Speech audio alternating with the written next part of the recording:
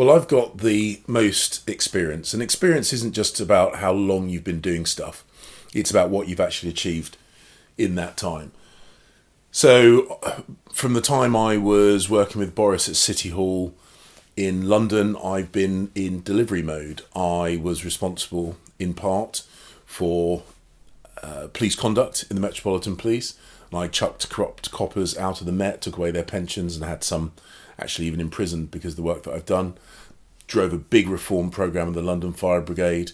When I was party chairman, obviously helped people in 2019, including the Prime Minister at the time, Boris Johnson again, to deliver the biggest majority we'd had in a generation. I delivered at the Foreign Office, not just a recalibration of our global relationships, but, for example, the Afghanistan evacuation did not go well. The Sudan evacuation that I was responsible for went very much better.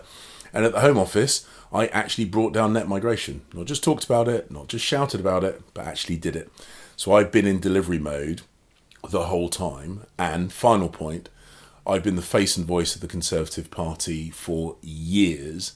And in opposition, your relationship with the media and your ability to communicate is 75% of the job, and I demonstrably have more experience than any of the other candidates on that field.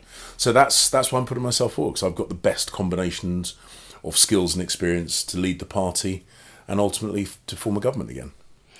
You seem to understand what you think went wrong. Does the party as a whole understand what's gone wrong and why it happened? I think the party out in the country understood what went wrong before the party at Westminster.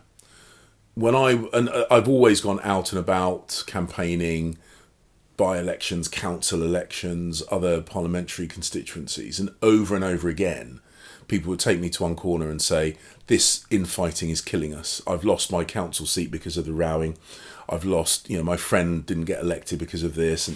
And so the party at large understood that this infighting and backstabbing and briefing and defenestrating of leaders was killing us.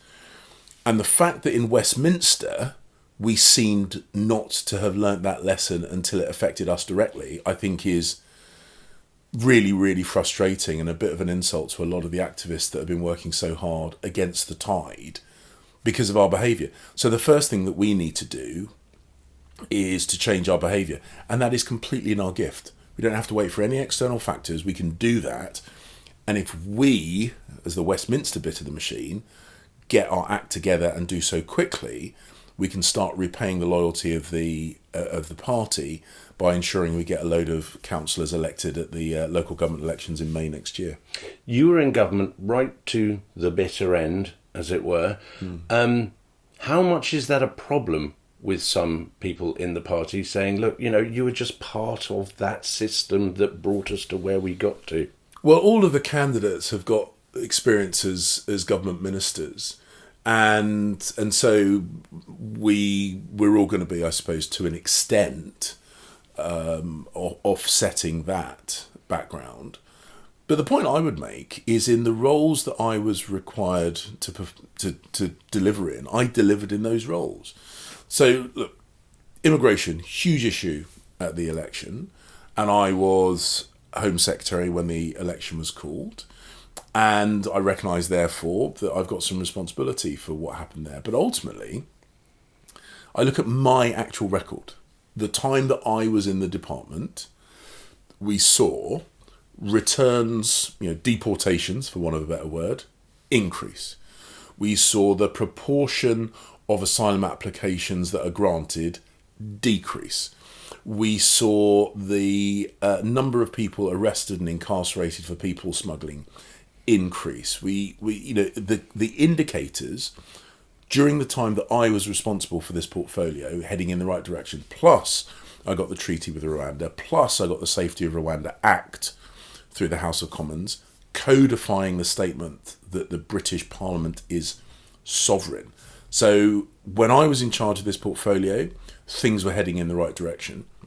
I stepped into a very, very challenging circumstance, but my style is not to moan and groan and say, oh, it's not fair. I've been given a hard job to do. If you don't want to do a hard job, fine. Don't be in government. But I've always embraced tough things that need to be done, and I've done them. Not moaned about them or groaned about them, but done them. And I'm very happy to be judged on my record. Let's go back then to one of your other jobs, your party chairman. How would the party structure and its functions change under you?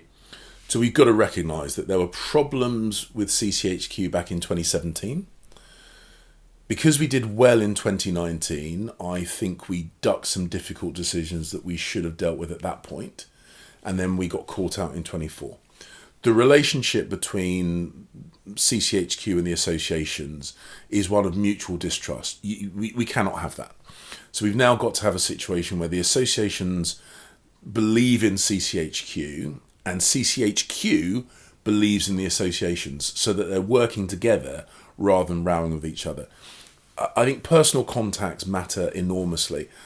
You know, if you're an association chair and you send an email off to, disappear down the black hole at conservatives.com and you never get a response, of course that's going to generate huge friction. So you want an actual person with an actual number that you can talk to and sort things out. CCHQ is going to have to be smaller because we've got less money, but that's not necessarily a bad thing. We need to do things better. Candidate selection, training, so that associations are really effective. We've all got fewer members than we would like, so let's make sure the members we have got are well trained, that are effective, know how to talent spot, so we get good candidate selection, so that CCHQ doesn't have the excuse to interfere. Let's also make sure, of course, that the data that we all utilise is good quality data. I was knocking on doors in Braintree, being told to go to doors by VoteSource and discovering lifelong Labour voters behind those doors on polling day. So I ditched that data and just went with what I know of my own constituency, and I got re-elected. That cannot happen again. So candidate selection, data management, assistance with fundraising, and genuinely good quality content, both printed and online, is absolutely key. And finally, we've got to learn lessons from where we were outperformed. And we were outperformed by reform in the digital space, and they've only existed for a couple of years. We spent more money, got less results. So we have absolutely got to shake that up. We'll come to reform in a minute. A lot of this sounds like, here's the doer stuff. This is what I would do to solve the problem. What about that sort of, who are we viscerally as a party? Do you want to create some room for the party to do that, or do you think they don't have time? Well, look, we do have to learn lessons from what happened, but also this is not a PhD thesis. This isn't some academic exercise. We're not going to sit around in the junior common room belly button gazing. We've actually got work to do. And so, yes, we need to analyse what happened. But this whole kind of like, let's take the next 5 years trying to work out who we are and what we believe is I'm sorry, we just don't have the luxury of that kind of time. We know who we are. We are at heart a freedom-loving, low-tax party that believes that business and enterprise should be encouraged, not hampered, that people spend their own money better than governments spend their money, that people deserve the right to live in safety, which means strong policing, even-handed policing without fear or favour, strong defence, which is why I'm committed to 3% of defence spending, because we have a duty on the world stage. Look, I've been Foreign Secretary. I've looked the Chinese Foreign Minister in the eye. I've looked the Russian Foreign Minister in the eye. In fact, he stormed out the room because he didn't like what I was saying about him.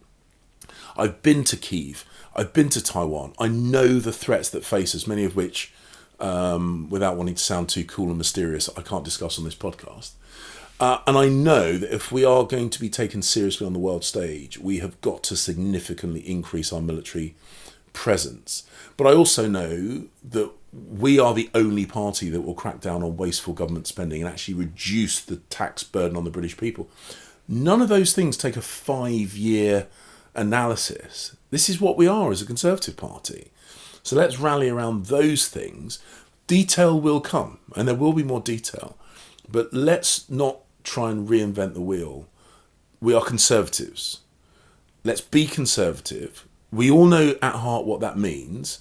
and then the detail will come over time. But we have not got the luxury of sitting around debating and discussing the minutiae, because there are Conservative colleagues standing for election in by-elections between now and next May, and in a big, really key set of elections next May. You talk about Conservatives. I can think of people who would have described themselves in the way that you've just described as Conservatives. They know what they are. And then they suddenly said, no, we're not actually, because you don't seem to us to be very conservative. How worried are you about that reform challenge, and what would you do about it? I think the thing that really hurt us, probably more than anything else, was the gulf between our narrative and our actions. And this is where I'm going to rely on the advice of Edi Rama, the Prime Minister of Albania, who said, don't talk tough, be tough. And that really, really struck me. And I think what had happened, we'd slipped into this habit of wanting to echo the frustrations of the British people and bang the table and talk tough. And then, actually, because some of these things are complicated and tricky and aren't always in our control, there was then a gap between what we said and what we did. And we managed to alienate people in both directions. I think in a desire to look tough and talk tough, we came across as shrill or aggressive or nasty. And so we lost people that didn't like that. And then because we weren't delivering against that rhetoric, we also lost the people that wanted us to be tough. And so we lost people both to Reform and the Lib Dems, and that takes a level of error which is in some ways quite breathtaking. So let's do the opposite, and that's what I did at the Home Office. Dial down the rhetoric and massively dial up the delivery. Don't talk tough, be tough. And that is absolutely the philosophy that I would take into government. It's not about picking rows or puffing up your chest and trying to look hard. It's actually about delivery. And if you do that, then we'll win people back from Reform who want to see us deliver, and the people that stayed at home. Big cohort of Conservative voters stayed at home who couldn't bring themselves to vote for us, couldn't bring themselves to vote for anybody else, and the ones that drifted off to the Lib Dems, particularly down in the southwest, and those people, the small number of people statistically who voted Labour. And we can do it without losing our conservative values. Couple of questions for you. I happened to overhear somebody talking to another person in the media, and they said, "Oh, I've just gone to listen to Cleverly," and their first response was, "Oh, did he say anything outrageous?" You have a reputation for it. What do you say to members who are thinking about who to go for, MPs who are thinking about who to vote for? What do you say on that front? You know it's a thing. It's really easy not to have said anything wrong if you've not said anything. It's really easy not to have done anything wrong if you've not done anything. So look, take one metric, and I know it's not the only metric, but take one metric. I've been on Question Time 14 times, which I think, if I've done my maths right, is the same as all the other candidates put together. Now, when you're leader of the opposition, your main tool is your ability to communicate, and you cannot credibly be the leader of a political party if you've had a career hiding from the media. I never have. Now, that means sometimes you make mistakes, but everyone does make mistakes, and it's not about not falling off the horse. It's about how quickly you get back on the horse. And there is a reason why every single Prime Minister, even including David Cameron before I was a minister myself, have pushed me to the front when it comes to engaging with the media and communicating a Conservative message, because I'm really very, very good at it. Very good at it. And that might sound egotistical, but the point is David Cameron, Theresa May, Boris Johnson, Liz Truss, Rishi Sunak have all put me as the face and voice of the party because they know I'm a very effective communicator. And as I say, when you're in opposition, that is an incredibly important function. Around Westminster and wider, actually, you'll hear lots of people say, oh, everybody loves James. Is likability enough? It's not enough, but it is necessary. And does it shield saying something else about you? He's nice, but... Well, look, there will always be that kind of implied but they said that about Reagan. And I know it's always a bit funny when you compare yourself to political heroes of the past. But I'm not comparing myself to him, but I am very much learning from him. So I am a Thatcherite. She is, in very large part, the reason I am now a Conservative. But my real hero, even more than her, if this is not going to kind of lose me support, even more than her, was Ronald Reagan. And Ronald Reagan was a staunch conviction, ideological Conservative, but he also had an easy manner and an optimistic demeanour and a lightness to the way that he engaged with America. And particularly as he went into his re-election campaign, he absolutely swept the board. He had a landslide victory by being staunchly Conservative, but also being someone that people could connect with. He had an appeal. And we mustn't allow ourselves to be framed as the grumpy party or the weird party. We've got to make people want to vote for us. And so there's nothing wrong. There's nothing wrong at all with being positive in your outlook. If you want to use the word nice, if others use the word nice, I'm comfortable with that. But what I can also point to is a career where I've made tough decisions. As I say, making sure corrupt coppers go to prison, big reform program in the fire brigade, looking eye to eye with the Russians and the Chinese and making it absolutely clear when their behaviour is unacceptable. The taking a much tougher line on immigration without looking aggressive whilst doing it. So I'm quite happy to be the nice guy that gets things done. Lots of people know quite a lot about you, but what do you want the party to know about you? Because it's a level of intrusion that maybe you haven't had yet when it's the leader. What do you want the party to know about you that they may not know about you, that's not to do with competencies or vision, but about you as a person? Well, I've always been a pretty open book. I think this is why when I decided to run for leader, the team that coalesced around me really, really quickly has got proper A-grade people in it, because the people that worked with me, have come back to work with me on this campaign. And I think as a leader, whether a political leader, a business leader, a military leader, or a sporting leader, whatever, you have got to be able to attract and retain and motivate A-grade talent. And I have always done that. And I'm not sure I've always been seen to do that, but anyone that's worked with me will be able to say how I am as a leader. And the fact that in this campaign team, I've got people that work with me at the Home Office and at the Foreign Office and CCHQ, and people that worked with me from when I was back at City Hall. The donors that have come to me are people that I have worked with for many years. And for me, that reinforces what I know about myself, which is that creating, leading and motivating teams is one of my real strong suits. That's probably not something that I've shouted about, because I'm not needed to shout about it. Now is the time where I'm doing the shouting.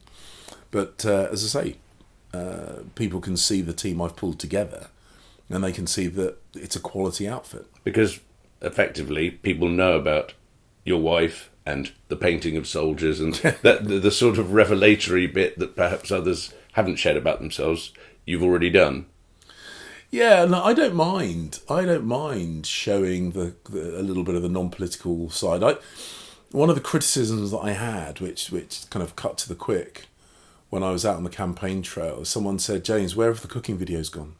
You used to put cooking videos on Instagram, and I don't see any of those anymore." So I will take that to heart. I'll try and get a cooking video on Insta. But look, I've been very happy to be a bit of an open book, because, love me, hate me, respect me, or loathe me, you know what you're going to get. And going into this leadership, we don't have the luxury of getting it wrong. And there is a habit during leadership campaigns of people projecting onto the individual what they want them to be, and only finding out later that that's not who they really were. People know where they stand with me. And if you like that, vote for me. And if you don't, fine. Last question that everybody's had. You've detailed what you want to do. If it's not you, does it still all stand? This party has done so much for me. It's done so much for the country. This party has to succeed. We have to get back into government, and I will never rest. It's one of the reasons why I put myself forward, having originally almost convinced myself not to, because I know that with everything that's at stake, if people don't put themselves forward to try and make sure we preserve the party and get back into government, it would gnaw away at me, and I would not be able to sleep. So however this plays out, I am absolutely determined to make sure that we get the Conservative Party back on the front foot and back into government at the first opportunity. James Cleverly, thanks for talking to Conservative Home. Cheers, Giles.